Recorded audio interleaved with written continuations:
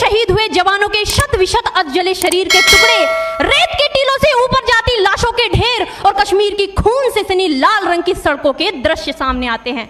उस पर मेरे प्रतिपक्षी महोदय का कहना ये कि मानवाधिकारों की अनुपालना करते हुए देश से उग्रवाद और आतंकवाद को समाप्त किया जा सकता है।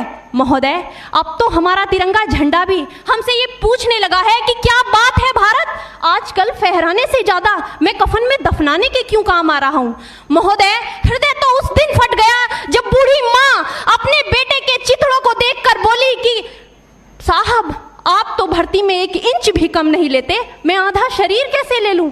महोदय, आज इन मानवाधिकारों के कारण इन आतंकियों के बंगलों की आकाओं की नाकफनी हंसती है और शहीद हुए हमारे जवानों के आंगन की तुलसी रोती है। जब एक शहीद हुए जवान की विधवा की वेदना चीख चीख कर ये कहती है कि प्यार भी भरपूर गया, मांग का सिंदूर गया, नन्हे नौनिहालों की लंगोटियां चली गई, छोटी छोटी बेटियों की चोटियां चली गई और आपके लिए तो एक आदमी मरा है साहब, मेरे घर की तो रोटियां ही चली गई।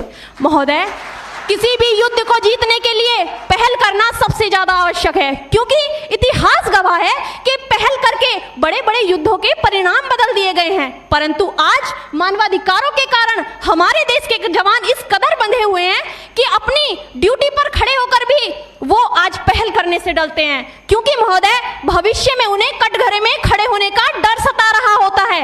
वो ये जानते हैं कि चाहे एक उग्रवादी की राइफल से निकलने वाली गोली को ये तय करना पड़े या ना पड़े कि वो किसे लगेगी, लेकिन हमारी राइफल से निकलने वाली हर गोली को ये निर्णय लेना पड़ता है कि चाहे वो किसी निर्दोष को लगे, दोषी को लगे या ना लगे, परंतु किसी निर्दोष को नहीं लगनी चाहिए। यदि ऐसा हुआ तो ना तो ये समाज हमें छोड़ेगा, ना ही तिल का ताड़ बनाने वाली ये मीडिया हमें छोड़ेगी। और महोदय, मानवाधिकार के तले किसी जवान को दबाकर युद्ध के मैदान में छोड़ देना कोई वीरता नहीं, एक आत्महत्या है। क्योंकि महोदय, फूल को श्रृंगार दो ये मुमकिन नहीं और एक वीर को झनकार दो ये मुमकिन नहीं। जो हाथ बांधे सेना के, ऐसे मानवाधिकार का पालन संभव नहीं।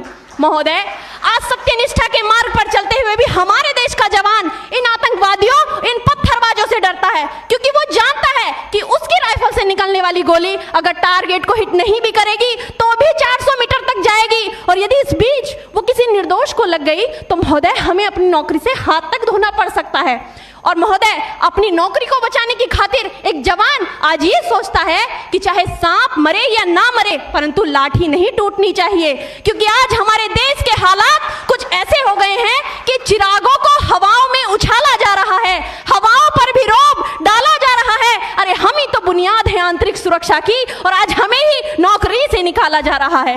महोदय, जब पुलवामा में 44 जवान शहीद हुए, छत्तीसगढ़ में 76 जवान शहीद हुए, तो कोई भी मानवाधिकार की दुहाई देने वाला हमारे पक्ष में आकर खड़ा नहीं हुआ। परंतु जब जेएनयू विश्वविद्यालय में एक देशद्रोही के द्वारा भारत तेरे टुकड़े होंगे, अफजल हम शर्मिंदा हैं जैसे देशद्रोही नारे लगते हैं, तो सारे मानवाधिकार के ज्ञाता आकर उसके पक्ष में खड़े हो जाते हैं। तभी तो क्या कहा था उस देशद्रोही ने कि तुम एक अफजल को मारोगे, हर घर से अफजल निकलेगा। तो मैं भारत की बेटी अपनी भारतीय सेना की तरफ से आज ये ऐलान करती हूँ कि उस घर में घुसकर मारेंगे जिस घर से अफजल निकलेगा, वो कोख नहीं पलने देंगे जिस कोख से अफजल निकलेगा। उठो देश के वीर जवानों, तुम सिंह बनकर दहाड़ दो और एक तिरंगा झंडा उस कन्हैया के सीने में गाड़ दो। महोदय, अंत में अपनी वाणी को विराम की ओर ले जाते हुए मैं सिर्फ इतना ही कहना चाहूंगी कि मुझे अफसोस है अपने देश की न्यायिक प्रक्रिया पर, जहां आज भी रात के 12 बजे अजमल कसाब जैसे आतंकी के लिए सर्वोच्च न्यायालय के दरवाजे खोल दिए जाते हैं। ऐसे देश से मानवाधिकारों की अनुपालना करते हुए आतंकवाद और उग्रवाद से कभी नहीं निपटा जा सकता। मानवाधिकार के नाम की दुहाइयां देने वालों, सीमा पर लड़ा नहीं जाता चरखों से शोलों के आगे, रामायण पढ़ी नहीं जाती सीमा पर गोलों के आगे। धरती के घोर कुहासे को एक सूरज ही हर सकता है, क्योंकि एटम बम से रक्षा केवल एटम बम ही कर सकता है। जय हिंद, जय भारत।